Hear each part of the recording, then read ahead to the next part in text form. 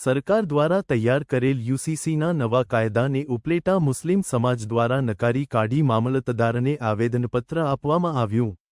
આપણા ભારત દેશમાં વિવિધ ધર્મના લોકો રહે છે। સંવિધાનમાં દરેક નાગરિકોને પોતાના ધર્મને અનુસરવા તેમજ તેઓ પ્રચાર પ્રસાર કરવા સમાન અધિકાર આપવામાં આવ્યા છે।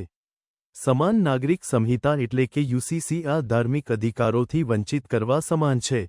ત્યારે સરકાર હાલ નવા કાયદાઓ ઘડી કાઢી એક ચોક્કસ સમાજને ટાર્ગેટ કરી હેરાન કરવા વિવિધ કાયદાઓ ઘડી રહી છે। ત્યારે ફરી એકવાર સરકાર યુસીસીના કાયદા ઘડવા જઈ રહી છે। તે સંવિધાનની ખિલાફ આવા કાયદાઓ ઘડી લોકોના હેરાન કરવાનું ચોક્કસપણે લાગી રહ્યું છે। ત્યારે રાજકોટ જિલ્લાના ઉપલેટા શહેરમાં મુસ્લિમ સમાજ દ્વારા આ કાયદાનો વિરોધ નોંધાવી નકારી કાઢી મામલતદારને આવેદનપત્ર પાઠવ્યું હતું।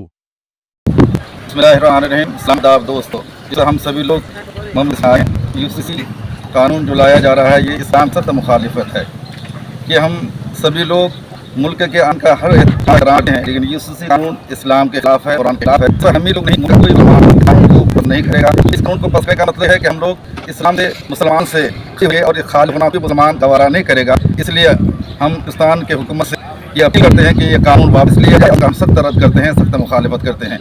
यूसीसी कानून नहीं होना चाहिए।